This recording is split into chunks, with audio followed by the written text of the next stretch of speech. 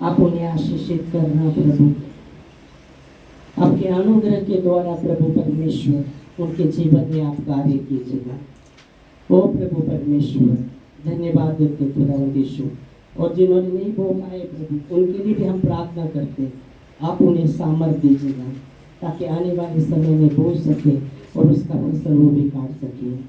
धन्यवाद देते खुदावंद यीशु।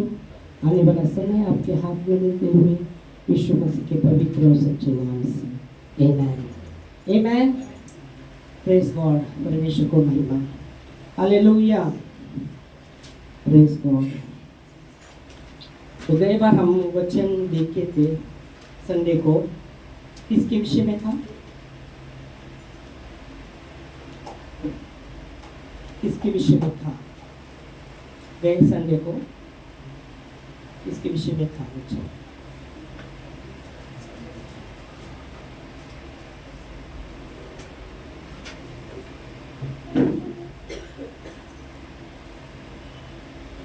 बोलिएगा, मालूम नहीं?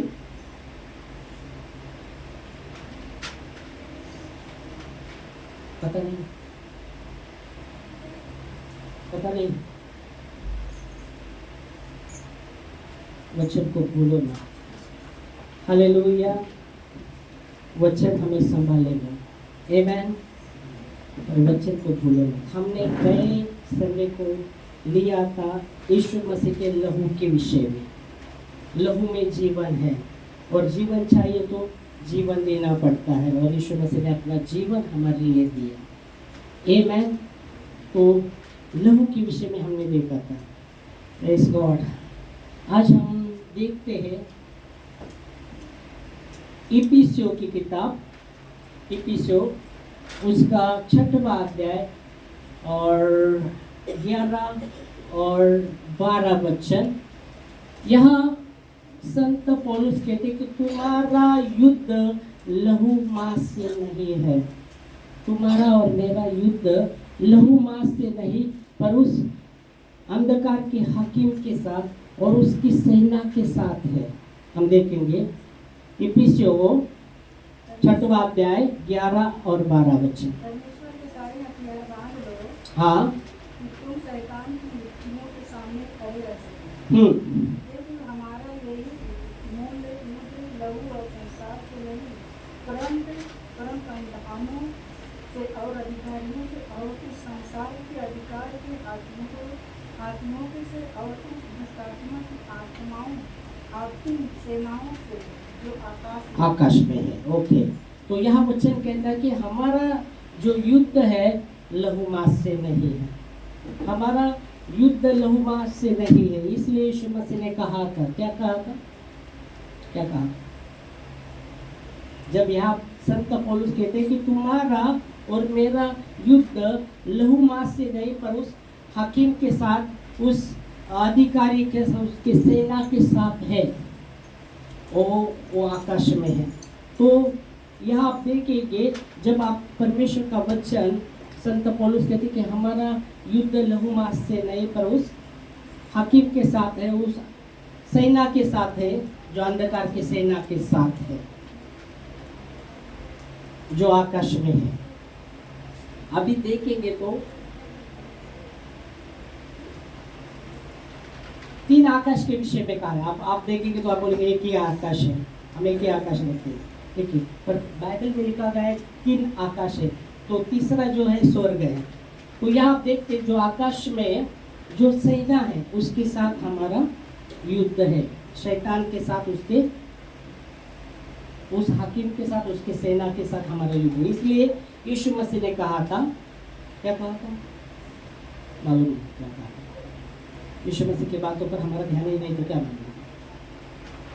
जब संत पौलुस कहते हैं तुम्हारा युद्ध लहू मांस से नहीं, और उस हाकिम के साथ, उसकी अंधकार की सेना के साथ है, तो यीशु मसीह ने क्या कहा था कि दुश्मन से प्रेम करो और जो तुमको जो सताते उनके लिए प्रार्थना करो। तो उनको पता है कि हमारा युद्ध लहू मांस से नहीं, पर उस अंधकार की हाकिम के साथ, उसकी सेना के साथ है। और हमारा जो युद्ध है वो आत्मिक है, शारीरिक नहीं है। शारीरिक नहीं, हमारा युद्ध आत्मिक है, क्योंकि हमारा परमेश्वर आत्मिक है, हम आत्मिक है और शैतान भी आत्मिक है, उसके साथ हमारा युद्ध है, क्योंकि वो वचन के विरुद्ध में है। इसलिए बाइबल कहती है यीशु मसीह सत्य है और शैतान झूठा है। जब वो बोलता है, यीशु मसीह ने कहा, जब वो बोलता है अपने स्वभाव से बोलता है, क्योंकि वो झूठा और झूठ का पिता है और सत्य पर वो नहीं टिक सकता, क्योंकि उसमें सत्य है ही नहीं। पर सच्चाई हम देखते कि यीशु मसीह सच्चाई है, उसका वचन सत्य है। इसलिए यहाँ आप देखेंगे तो हमारा युद्ध, हम लहू से नहीं, हम शरीर में चलते फिरते तो है। पौलुस कहता है हम शरीर में चलते फिरते तो है, पर शरीर के अनुसार लड़ते नहीं। अभी पता नहीं कितने लोग शरीर में चलते फिरते पर शरीर के अनुसार लड़ते, पता नहीं। पर पौलुस कहता है हम शरीर में चलते फिरते पर शरीर के अनुसार लड़ते नहीं, क्योंकि उसको पता है कि हमारा युद्ध लहू से नहीं है। इसलिए शरीर के अनुसार हमें लड़ना नहीं है, हमें शरीर के अनुसार लड़ना नहीं। हम शरीर में चलते फिरते हैं पर शरीर के अनुसार लड़ते नहीं, क्योंकि हमारी जो लड़ाई है वो आत्मिक है, वो आत्मिक है और परमेश्वर की ओर से गढ़ों को उठाने के लिए सामर्थ्य है। 2 कुरिन्थियों उसका 10वां अध्याय 3 से 5 वचन हम देखने वाले हैं इस समय। 2 कुरिन्थियों, ओके, मेरा बाइबल बंद है, मेरा बाइबल बंद है, मैंने बंद किया, ओके, तो आप बंद मत करो, आप खोलो, क्योंकि वह बाइबल बंद होके भी वचन आ रहा है आपके पास। Praise God. चलो पढ़ेंगे 2 कुरिन्थियों 10वां अध्याय और 3 से 5 वचन। संत पौलुस क्या कहते हैं? क्योंकि यद्यपि हम शरीर में चलते फिरते तो हैं, तो भी शरीर के अनुसार नहीं लड़ते। पहला बात, हम शरीर में चलते फिरते तो हैं पर शरीर के अनुसार लड़ते नहीं। और उसने जान लिया कि मेरा जो युद्ध है, हमारा जो युद्ध है लहू मांस से नहीं है, किसी व्यक्ति के साथ नहीं है। ओके, हमारा दुश्मन कोई व्यक्ति नहीं है, हमारा दुश्मन एक ही आत्मिक में, वो है शैतान, उसकी सेना, बाकी कोई दुश्मन नहीं है। तो इसलिए वो कहता है हम शरीर में चलते फिरते तो है, शरीर में चलते फिरते तो है, पर हम शारीरिक नहीं, आत्मिक है। आमेन, आमेन। हम शारीरिक नहीं है। अगर शारीरिक रहते तो शारीरिक रीति से लड़ते रहेंगे, शारीरिक रहेंगे तो शारीरिक रीति से लड़ते रहेंगे, पर हम आत्मिक है। और इसलिए संत पौलुस कहते हैं हम शरीर में चलते फिरते तो है पर शरीर के अनुसार लड़ते नहीं है। शरीर में परमेश्वर ने रखा है हमें चलने फिरने के लिए, पर हमें याद रखना है हम पहले आत्मिक है, क्योंकि हमारा परमेश्वर आत्मिक है, वो आत्मिक पिता है, परमेश्वर आत्मा है। आमेन, हालेलुया, प्रेज गॉड। और लिखा है कि उसके उपासक ने उसकी उपासना आत्मा और सच्चाई से करनी है, आत्मा और सच्चाई से।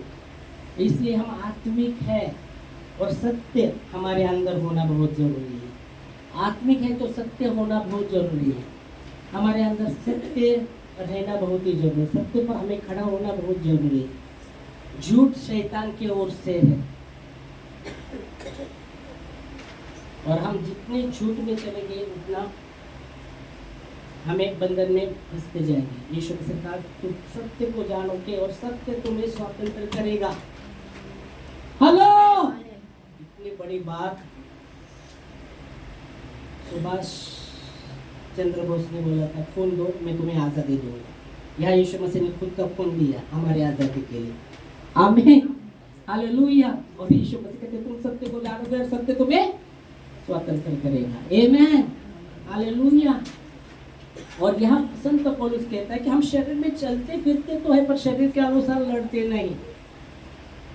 शरीर में हमें रखा है चलने फिरने के लिए, परमेश्वर की बातों को कहने के लिए, लड़ाई करने के लिए नहीं बाबा। हेलो, गाली देने के लिए नहीं बाबा, श्राप देने के लिए नहीं बाबा।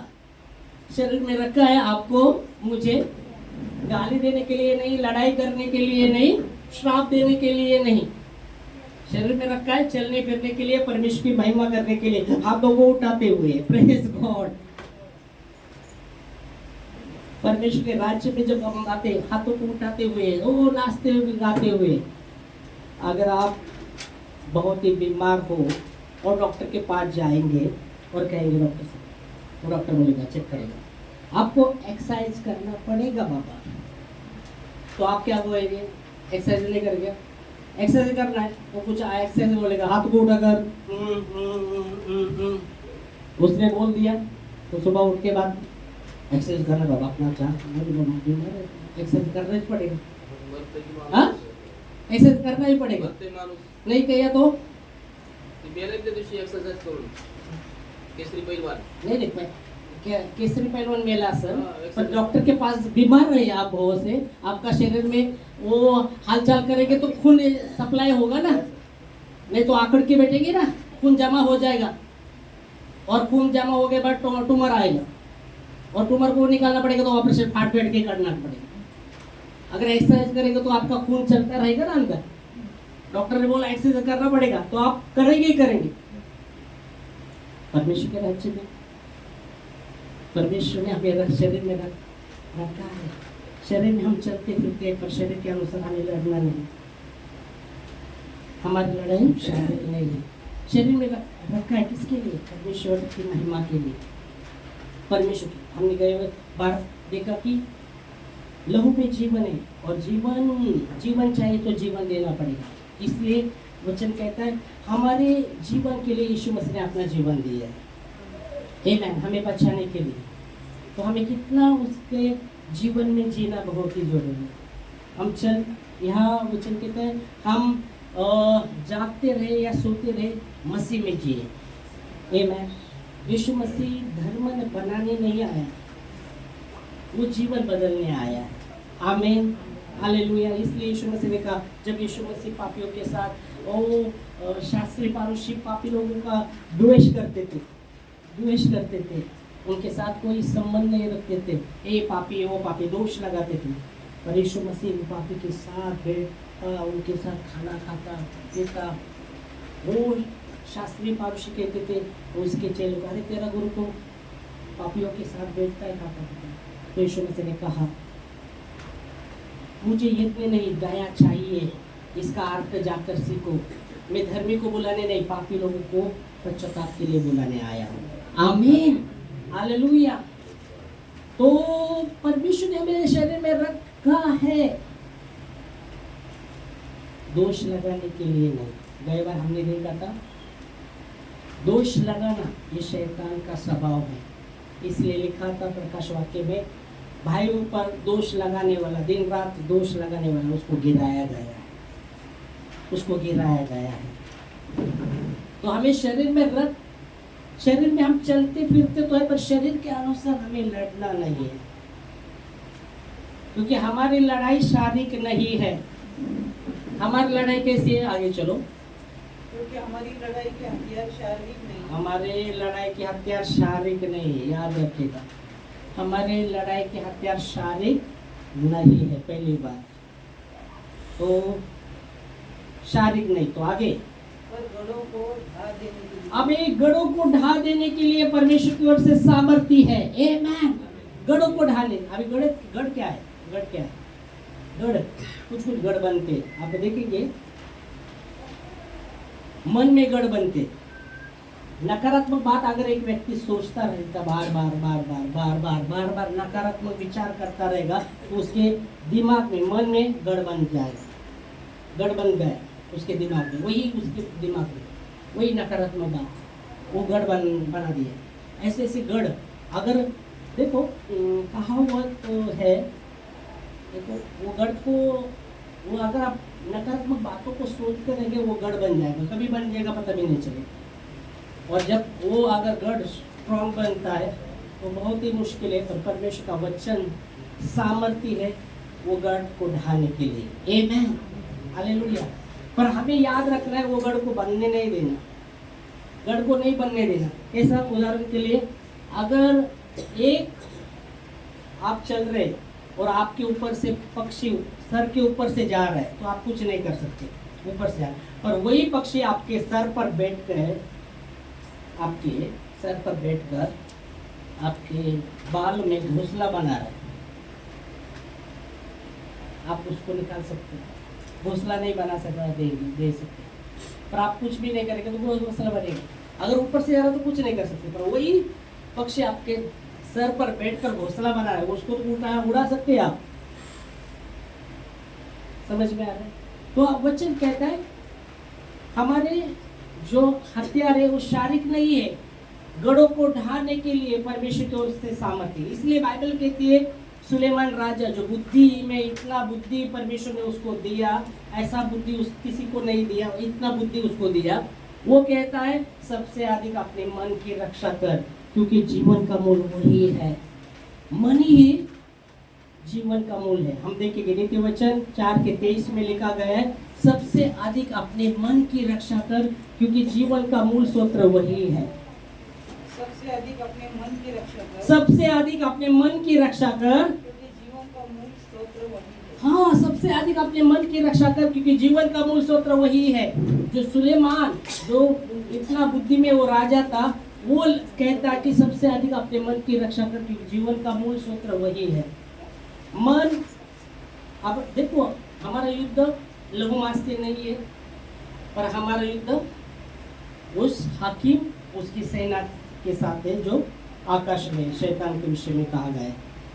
यहाँ जब आप देखेंगे वचन कहता है अभी वो युद्ध कहाँ चालू है? वो युद्ध आपके मन में चालू है।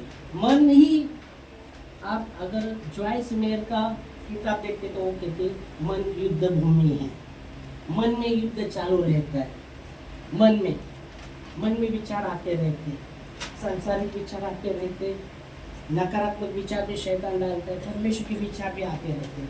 तो बाइबल कहती है सबसे अधिक अपने मन की रक्षा कर, उसको गढ़ बनाने मत देना, मन में उसको गढ़ बनाने मत देना। और इसलिए वो कहता है सबसे अधिक अपने मन की रक्षा कर, क्योंकि जीवन का मूल स्रोत वही है। आमीन, हालेलुया। और इसलिए हमें सब बातों को परखना है। बाइबल कहती है जो मन की बातें हैं जो आते रहते, वो बातें आगे जाके हम देखेंगे उसके विषय में। तो परमेश्वर का वचन कहता है कि गढ़ों को ढाने के लिए परमेश्वर की ओर से सामर्थ्य है। आमीन। आगे 5 वचन, इसलिए पहली बात, इसलिए वो संत पौलुस कहता है इसलिए हम क्या करते? कल्पनाओं का जो कल्पनाएं उठती है, वो ऊंची बात जो परमेश्वर के वचन के, परमेश्वर के पहचान के विरुद्ध उठती है। देखो मन में कल्पनाएं आती रहती है और ऊंची बातें जो परमेश्वर के पहचान के विरुद्ध में उठती है। अगर उसको आपने रुकाया नहीं ना, आप बहुत बार पूर्ण रीति से वो भावना में कैद हो जाएंगे या भावना में बह जाएंगे और विश्वास से भी बह जाएंगे। तो यहाँ संत बोलते इसलिए हम ऐसी कल्पनाएं और ऐसे ऊंची बात जो परमेश्वर के पहचान के विरुद्ध में उठती है, उसका क्या करते? खंडन करते हैं। हर एक ऐसी कल्पनाएं और ऐसी ऊंची बातें जो परमेश्वर के पहचान के विरुद्ध में उठती है, उसका हम खंडन करते और हर एक भावना को कैद करके मसीह का आज्ञाकारी मानते हैं। आमीन, हालेलुया। ये बहुत ही आप देखेंगे मन के विषय में। और इसलिए बहुत बार आपको आपके मन की ओर ध्यान देना बहुत जरूरी है। वो कहता है 1 थिस्सलुनीस 5:21 में सब बातों को परखो, मन में आने वाली सब बातों को परखो और अच्छी को पकड़े रहो। सब बातों को परखो और अच्छी बातों को पकड़े रहो। पढ़ेंगे 1 थिस्सलुनीस की किताब 5वां अध्याय 21 वचन। 1 थिस्सलुनीस की किताब,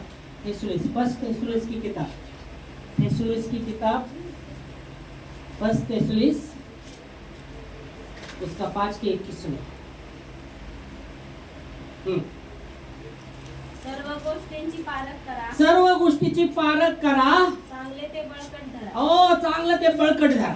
हॅलो, प्रेज गॉड. बहुत ही अच्छा वचन मराठी में लिखा है. सर्व गोष्टीची पारख करा आणि चांगलं ते बळकट धरा. ढिलं धरू नका. हॅलो, बळकट धरा. बळकट धरा. सर्व गोष्टीची पारख करा आणि चांगलं ते बळकट धरा. हिंदी में भी सब बातों को परखो, सब बातों को परखो, जो अच्छी है उसे पकड़े रहो. हाँ, जो अच्छे है उसे पकडे हो. सर्व गोष्टीचा पारख करा. मराठीमध्ये ते चांगलं ते बळकट धरा. बळकट मतलब पूरे शक्ति के साथ. बळकट बळकट कब रहेगी? आप आधुनिक शक्ति ऐसे पकड़ेंगे तो बळकट नहीं पकड़ा जाएगा. उसको बळकट कहा नहीं जाएगा. कहा जाएगा कि हाँ, बळकट कहा जाएगा कि आपने ऐसा पकड़ा. बळकट कहा जाएगा एकदम ढीला. बळकट रहने के लिए क्या करना पड़ेगा? Hello, praise God. सब बातों को पकड़ो, अच्छे को पकड़े रहो. Hallelujah, praise God. परमेश्वर को महिमा. बाइबल कहती है परमेश्वर के आदि हो शैतान का सामना करो. शैतान देखो बहुत धीरज धरता है. बेटा बहुत धीरज रहता है. धीरज धरता है वो, बहुत धीरज. चलो, बहुत धीरज धरता है.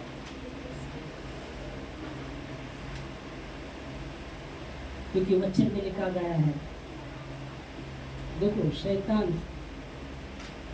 देखो मन को परमेश्वर के वचन से आगे बढ़ना है. जो मन में है वही बाहर आने वाला. मन को परमेश्वर के वचन में. दावीद कहता है प्रभु तेरे विरुद्ध में मैं पाप ना करूं, इसलिए तेरी व्यवस्था को अपने मन में रखा है. तेरे विरुद्ध में मैं ना चलूं, इसलिए तेरी व्यवस्था को, तेरे वचन को मेरे मन में रख छोड़ा है. भजन संहिता 119 उसके 11 वचन में वो कहता है कि तेरे विरुद्ध में मैं ना चलूं, इसलिए प्रभु आपके वचन को मेरे मन में रख छोड़े हैं. पढ़ेंगे. मैंने तेरे वचन को अपने हृदय में छोड़ा है हाँ. कि तेरे विरुद्ध पाप ना करूं. ओ प्रेज गॉड. परमेश्वर के विरुद्ध में मैं ना चलूं, मैं ना चलूं. परमेश्वर के विरुद्ध में ना मैं चलूं, इसलिए मैंने प्रभु आपके वचन को अपने मन में रख छोड़े हैं. आपका वचन मुझे अगुवाई करेगा. क्योंकि दावीद कहता है कि तेरा वचन मेरे पाँव के लिए दीप और मार्गों में उजाला है. आमीन. तेरा वचन. देखो गांव में बहुत बार आप देखते हैं, बहुत बार गांव में, खेड़े गांव में बहुत बार बिजली का समस्या रहता है. गांव में बहुत बार बिजली नहीं रहता है, तो उनके पास लैंप रहता है. वो किसके लिए? वो जब चल रहे उनको रोशनी, पाँव के लिए रोशनी के लिए. वैसा प्रभु का वचन कहता है कि दावीद राजा कहता है प्रभु तेरा वचन मेरे पाँव के लिए दीप और मार्गों में उजाला है. आमीन, हालेलुया. और वही कहता है कि प्रभु आपके विरुद्ध में मैं ना चलूं, इसलिए प्रभु आपके वचन को अपने मन में छोड़ दिए, मन में रखे हैं. आमीन. सबसे अधिक अपने मन की रक्षा करना, वो परमेश्वर के वचन को अपने मन में रखना. Hallelujah, praise God. परमेश्वर को महिमा. जब आप परमेश्वर के वचन को लिए चलते हैं, परमेश्वर अगुवाई करेगा. परमेश्वर अगुवाई करेगा. वो कृपा दृष्टि रखेगा, आप पर कृपा दृष्टि रखेगा. परमेश्वर के वचन को आपने अपने हृदय में रखे ना, वो आप पर कृपा दृष्टि करेगा. और जिस मार्ग में आपको चलना है उसमें आपकी अगुवाई करेगा और आपको सम्मति दिया करेगा. Hello, praise God. हालेलुया. क्यों? क्योंकि आपने परमेश्वर के वचन को महत्व दिया है, अपने मन में रखा है. परमेश्वर चाहता है कि हमारे मन में निवास करे. देखो राजाओं का राजा, स्वर्ग उसका सिंहासन है, क्योंकि उसके पाँव की चौकी है. उसके लिए कौन सा घर हम बना सकते हैं या कौन सा मंदिर बना सकते हैं? वो हाथ से बनाया हुआ मंदिर में नहीं रहता, पर वो हमारे हृदय में रहना चाहता है, हमारे मन में रहना चाहता है. आमीन, हालेलुया. इसलिए प्रकाश वाक्य 3 अध्याय में लिखा गया है.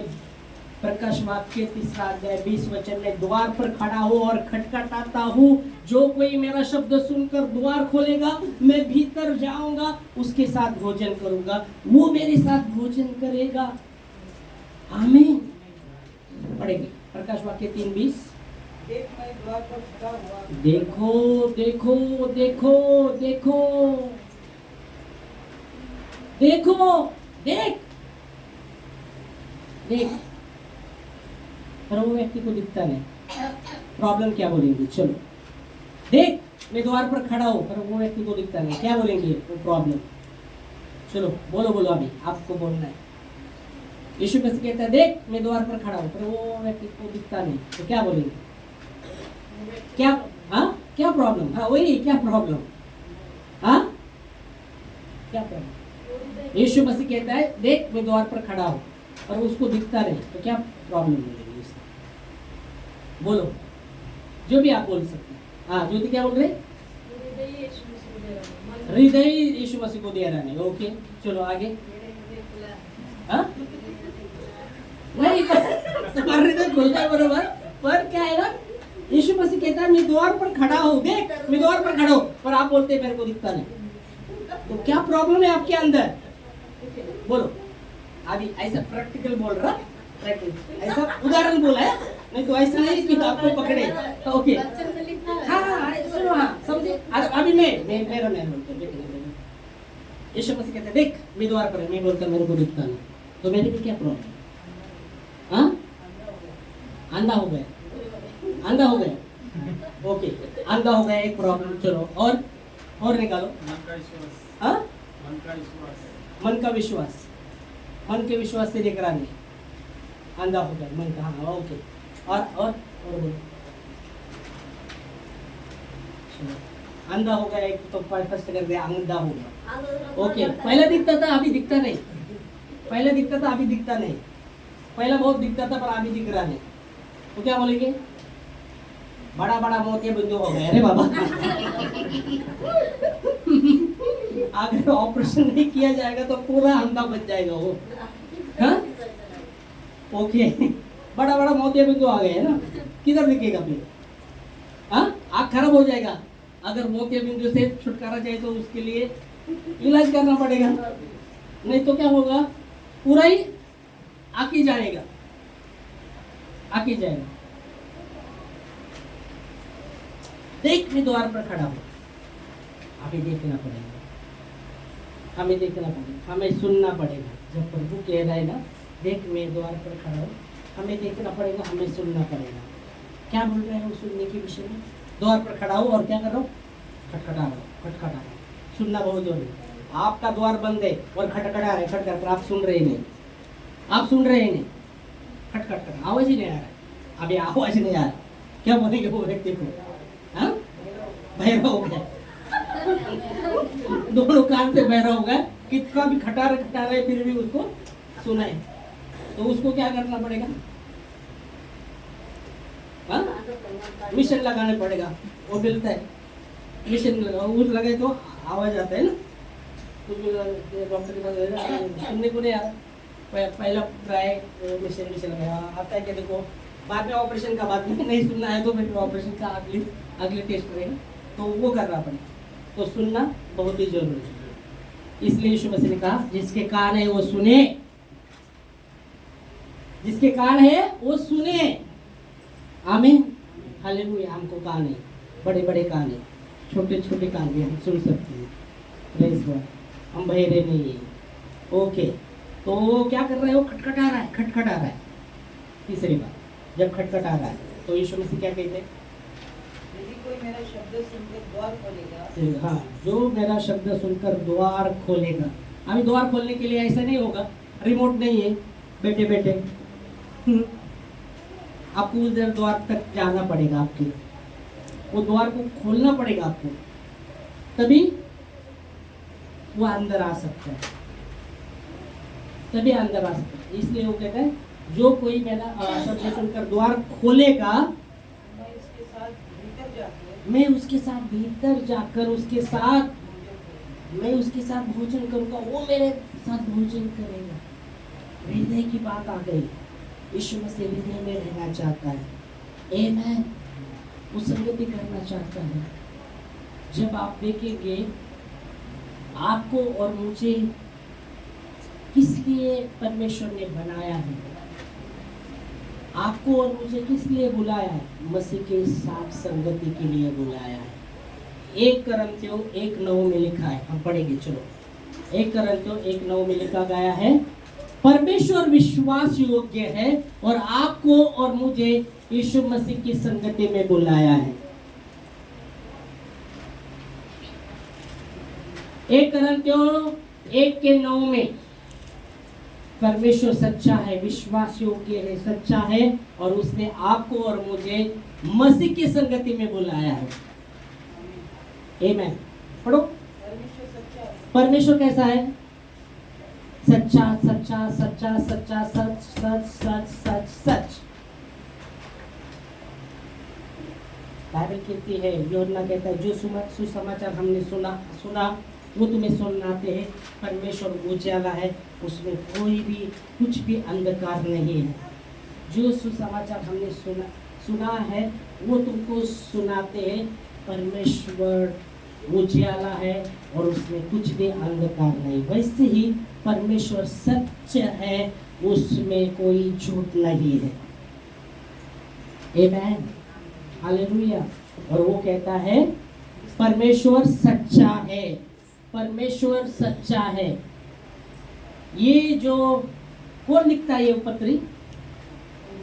पौलुस लिखता है। पौलुस कौन था मालूम है? परमेश्वर के लोगों को सताता था। परमेश्वर के लोग जहाँ भी प्रार्थना करते थे उनको वो सताता था, उनको कैद करता था, बांध कर कैद करता था। वो व्यक्ति वो कहते हैं सबसे पापी मैं बड़ा पापी हूँ। यीशु मसीह पापी लोगों के लिए आए और सबसे पापी मैं बड़ा पापी हूँ। ये सच बात है। वो व्यक्ति जो परमेश्वर के लोगों को सताता था, परमेश्वर के लोगों को सताता था, वो व्यक्ति कहता है परमेश्वर सच्चा है और उसने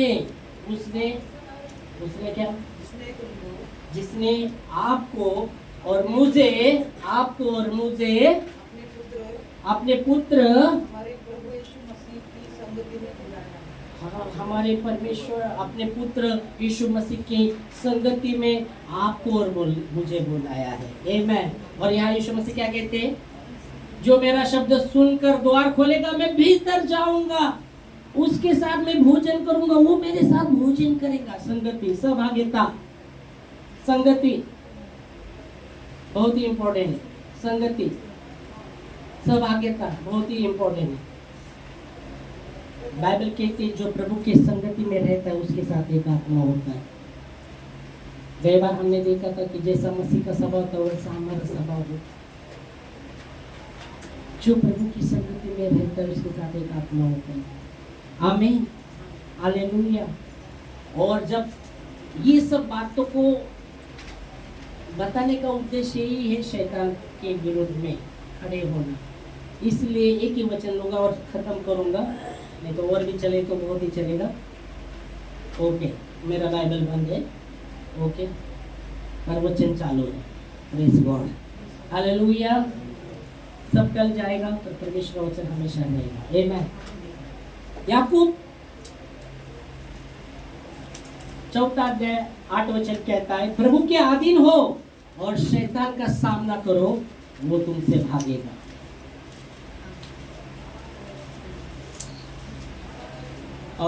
याकूब 4 अध्याय 7-8 वचन में रहेगा।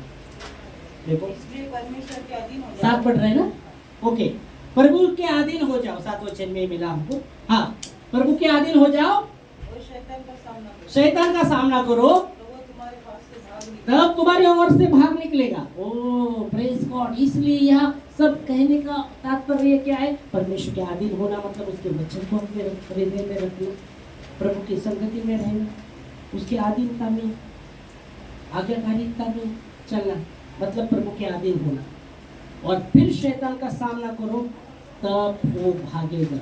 नहीं तो हम कुछ भगाएगा। भागा शैतान, भागा भागा। हम भाग रहे, भागो शैतान आ गया, भागो, किधर भी भागो, वो पीछे लगेगा। क्यों? अधीनता, परमेश्वर के अधीनता में, प्रभु के अधीन होना, फिर शैतान का सामना करना। आपको और मुझे सामना करना पड़ेगा। बिगर सामना करे कुछ नहीं होना पड़ेगा। आपको और मुझे सामना करना पड़ेगा। इसलिए लिखा गया शैतान को अवसर मत दो। अगर आप सामना नहीं करेंगे तो उसको अवसर आप दे रहे, आप सामना नहीं करेंगे तो आप अवसर दे रहे शैतान को। और शैतान क्या है? चोर, हत्यारा, झूठा, सत्य पर वो टिकता नहीं, भरमाने वाला, लोगों को भरमाता है। वो शैतान लूसीफर था, लूसीफर स्वर्गदूत था, बहुत ही सुंदर आराधना करने वाला। देखो वो परमेश्वर के साथ है। ओ जब उसमें घमंड आ गया, इसलिए पौलुस कहता है हर एक भावना और ऊंची बात परमेश्वर के पहचान के विरुद्ध में उठती है, उसको हम खंडन करते हैं, उसको खंडन करते हैं और हर एक भावना को कैद करके मसीह का आज्ञाकारी करते हैं। यहाँ और उसी पर ये परमेश्वर की आराधना करने वाला व्यक्ति उसमें घमंड आ गया। ये घमंड कि मेरा सिंहासन परमेश्वर के ऊपर बनाऊंगा, मेरा सिंहासन उसके ऊपर बनाऊंगा, उसके अंदर घमंड आ गया। उसको लगता है वो राजा किसी को हरा देता था, ओ मैं सुंदर आराधना कर रहा हूँ, उसके घमंड आ गया।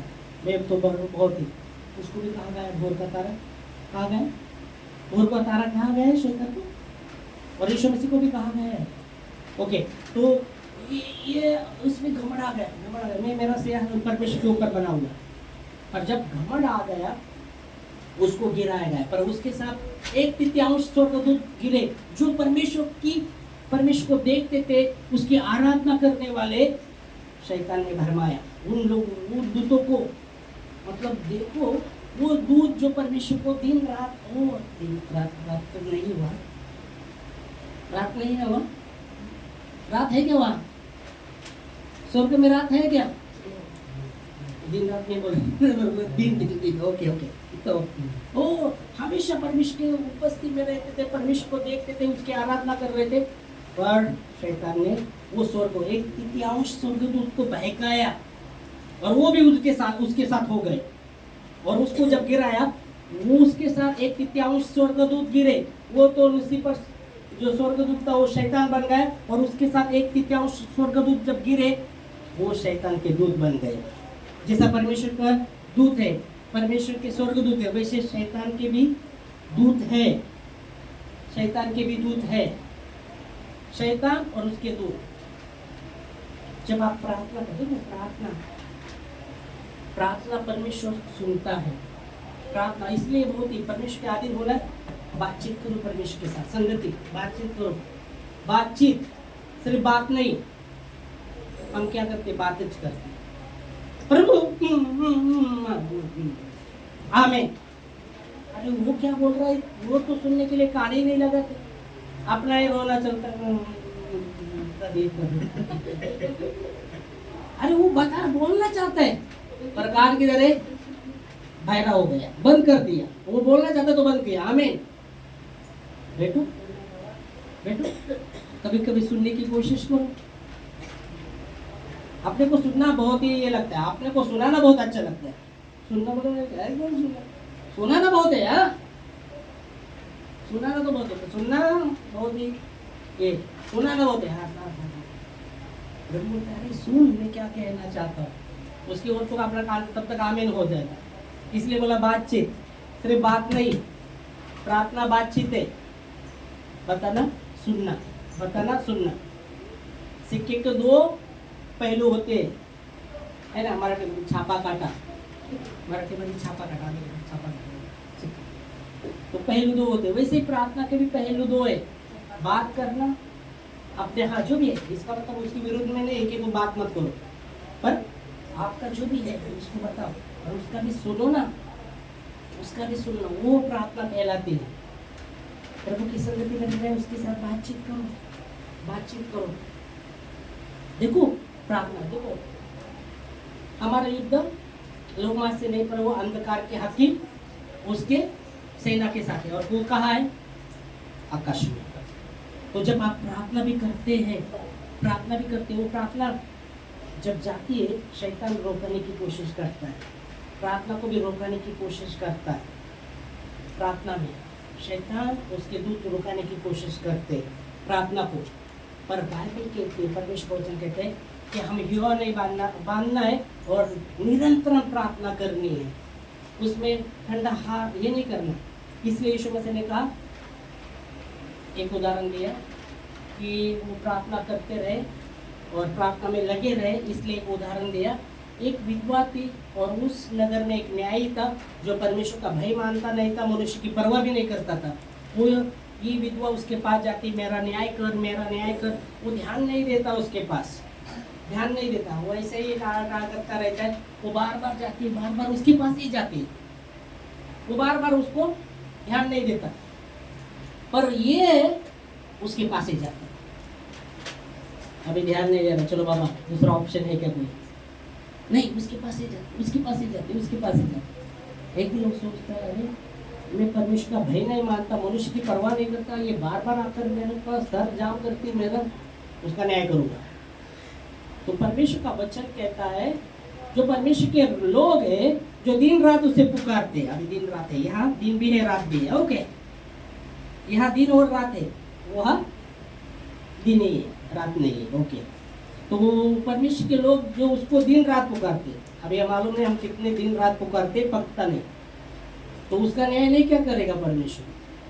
लुका एक ही वचन, आगे वो स्टोरी वहाँ है, लुका 18वां अध्याय और उसका पहला वचन पढ़ना, और वो विधवा की स्टोरी उसमें ही है बात आगे, पर पहला वचन देखेंगे, पहला वचन खत्म करने वाले अपन, हाँ जल्दी। पहला वचन लुका 18 का पहला वचन। यीशु ने प्रार्थना के विषय में ये दाखला सुनाया, पर उसके पहले वो क्या बोल रहे थे? इसके विषय में कि नित्य प्रार्थना करते रहे। ओ नित्य नित्य नित्य प्रार्थना करते रहे और हियो न छोड़े। नित्य प्रार्थना करते रहे, हियो न छोड़े। बहुत बार आप क्या करते हैं, प्रार्थना करते रहते और बहुत बार उत्तर नहीं आता, तो आप क्या होते, कितना प्रार्थना, कुछ नहीं होगा। हेलो, फिर क्या है, ठंडा आगे भरने लगते, फिर गर्म रह गए प्रार्थना में, तो उत्तर नहीं मिल रहा, तो ठंडा होने लगती, ठंडे आगे भरने लगते। और यहाँ यीशु मसीह ने कहा, नित्य प्रार्थना करते रहो और हियो न छोड़ो, इसलिए वो विधवा का उदाहरण दिया। तो क्या बताना चाहते हैं? नहीं वो वही, वो दुष्टान आगे जाके आपने अभी बताया, वही है दुष्टान। तो जब आप प्रार्थना करते हैं, प्रार्थना जब ऊपर जाते हैं, तो शैतान और उसके दुख रुकाने के लिए आते हैं। पर नित्य आप प्रार्थना कर रहे, नित्य आप प्रार्थना कर रहे, कोई आपको कैसे भी परिस्थिति आओ, आने दो, आप नित्य प्रार्थना करें। दानियल को जब परिस्थिति आया, क्या परिस्थिति था? वही परमेश्वर की, अपने परमेश्वर की उपासना करेंगे, प्रार्थना करेंगे, उसको कहा भूखे सिंह के पिंजरे में डाला जाएगा, फिर भी वो जाता है, नित्य वो प्रार्थना करता है, नित्य। तो जब हम नित्य प्रार्थना करते रहते, तो वो प्रार्थना ऊपर जाती है, और शैतान और उसके दूत रुकाने की कोशिश करते हैं। पर इसलिए यीशु मसीह कहता है, हमें नित्य प्रार्थना करनी है, हियो नहीं छोड़ना, क्योंकि वो प्रार्थना जब ऊपर जा रही है, शैतान और उसके दूत जब रुकाने की कोशिश करते, परमेश्वर के दूत भी आते, उनके साथ लड़ते हुए वो प्रार्थना को परमेश्वर के पास पहुंचाते हैं। इसलिए बाइबल में एक व्यक्ति है, धर्मी व्यक्ति है, भक्त था, जो परमेश्वर का भय मानता था अपने घराने सहित। वो यहूदी लोगों को दान बहुत देता था और नित्य प्रार्थना भी करता था। उसने दोपहर के समय दर्शन देखा कि एक स्वर्गदूत उसके पास आया और उसको कहा कि तेरी प्रार्थना और तेरे दान धर्म परमेश्वर के पास पहुंचाए गए हैं। हम देखेंगे वचन, एक ही वचन है, ओके, लास्ट है, ओके, कह रहे हैं लास्ट है, एकदम फिनिश, ओके। प्रेरित के काम 10वां अध्याय 1 से 4 वचन, चलो एक ही, ये आपको उत्साहित करने के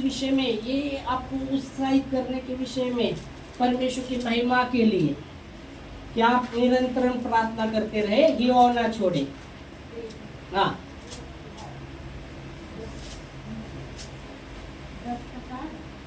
10 का 1 से 4, प्रेरित के काम। कैसरिया में कुरनेस नामक का मनुष्य था, एक मनुष्य था जो भक्त था, हाँ नामक पलटन सूबेदार था, वो भक्त था वो भक्त था, और अपने सारे घराने समेत परमेश्वर से डरता था अपने सारे घराने से परमेश्वर से डरता था, और यहूदी लोगों को बहुत दान देता ओ यहूदी लोगों को बहुत दान देता था। ओ सूबेदार था। बराबर परमेश्वर से प्रार्थना करता था। देखो सूबेदार वो व्यक्ति था जो परमेश्वर का भय मानता था, अपने घराने सहित परमेश्वर का भक्त था, यहूदी लोगों को बहुत दान देता था, है ना, बहुत दान देता था यहूदी लोगों को, और प्रार्थना नित्य वो प्रार्थना करता था, नित्य प्रार्थना करता था। सूबेदार जो भक्त परमेश्वर का भय मानता था, यहूदी लोगों को बहुत दान धर्म करता था, नित्य प्रार्थना करता था, और क्या देखता है वो, उसने दिन के तीसरे पहर के निकट दिन के तीसरे पहर के निकट उसने क्या देखा, दर्शन में स्पष्ट रूप दर्शन में स्पष्ट रूप से देखा कि परमेश्वर का एक स्वर्गदूत उसके पास परमेश्वर का एक स्वर्गदूत उसके पास भीतर आकर कहता है, परमेश्वर का एक स्वर्गदूत उसके पास भीतर आकर कहता है, हे कुरनेलियुस, हे कुरनेलियुस। उसने उसे ध्यान से देखा कुरनेलियुस ने उसको ध्यान से देखा और डर कर कहा, और डर कर कहा, हे प्रभु क्या है? अभी देखो जब स्वर्गदूत आया रहेगा पूरा उजाला हुआ रहेगा वो घर में, दोपहर के समय उजाला इतना हुआ रहेगा, उजाला दोपहर के समय तो उजाला होता ही है। दर्शन में उसने देखा जब वो परमेश्वर का दूत जब स्वर्गदूत आया वो डर गया, वो उजाला को देख के डर गया, और उसने कहा क्या प्रभु आज्ञा है। फिर उसने उससे कहा तेरी प्रार्थना और तेरे दान स्मरण किए गए, तेरी प्रार्थना और तेरे दान स्मरण किए गए हैं, स्मरण के लिए परमेश्वर के पास सामने पहुंचे हैं। हाँ, तेरे दान और प्रार्थनाएं परमेश्वर के सामने क्या बोले तेरी प्रार्थना और तेरे दान स्मरण के लिए हाँ परमेश्वर के सामने याद के लिए पहुंचाए हैं। परमेश्वर के सामने पहुंचे हैं। आमेन। यो बाइबल फर्स्ट कहते हैं प्रार्थना में लगे रहो, यो मत छोड़ो। परमेश्वर के राज्य में आप जो भी करते हैं वो व्यर्थ नहीं है, पर जब परमेश्वर के राज्य में आप कुछ करते हैं बोल के मत दिखाओ। बाइबल कहते हैं जब तू एक हाथ से दान करते हैं ना, बायां हाथ से दान कर, दायां हाथ को पता नहीं चाहिए, तेरा जो दान है गुप्त रहना चाहिए, ताकि स्वर्ग में जो देता है गुप्त उसका प्रतिफल तुझे देगा। और आप बोल के निकले हमने क्या कुछ नहीं, ढोंगी जैसे तुतारी मत, प्रार्थना जब करता है ढोंगी जैसे प्रार्थना मत कर। वचन में लिखा है लोगों को दिखाने के लिए मत कर, तो राय बच जाते वो लोग, वैसे सब कुछ उससे पाते हैं। तो वचन कहता है ये भक्त था, परमेश्वर का भय मानता था पूरे परिवार के साथ, और यहूदी लोगों को बहुत ही दान धर्म करता था और नित्य प्रार्थना करता था। उसकी प्रार्थना पहुंचाई गई, उसके दान धर्म वो परमेश्वर के पास दान धर्म और प्रार्थनाएं पहुंचाई गई। अभी पहुंचाई गई क्या होगा, वो पहुंचाई गई है। शायद ये जब वो दान धर्म भी किए रहेंगे और जो नित्य वो प्रार्थना करता था, शायद वो जब प्रार्थना प्रभु के पास जा रहे रहेंगे तो शैतान के दूत शैतान उसको रोकने की कोशिश करता रहेगा, पर परमेश्वर के स्वर्गदूत आकर, परमेश्वर के दूत आकर वो प्रार्थना को परमेश्वर के पास पहुंचाया। आमीन। तो जो भी परमेश्वर के राज्य में आप करते हो व्यर्थ नहीं है, उसका प्रतिफल होगा, पर निरंतर प्रार्थना में बने रहना बहुत जरूरी है। बातचीत करना परमेश्वर का, कैसी भी परिस्थिति हो। दावीद के जीवन से सब कुछ चला गया था, मालूम है आपके वचन में पढ़ा है आपने, राजा दावीद था, उसके साथ सब कुछ लेके गए थे, और वो प्रार्थना करता है क्या प्रभु अभी मैं क्या करूँ, सब कुछ चला गया है मेरा, मैं क्या करूँ, उनके पीछे लगो क्या, जाओ क्या, परमेश्वर के पास प्रार्थना करता है, परमेश्वर को उपाय आता है।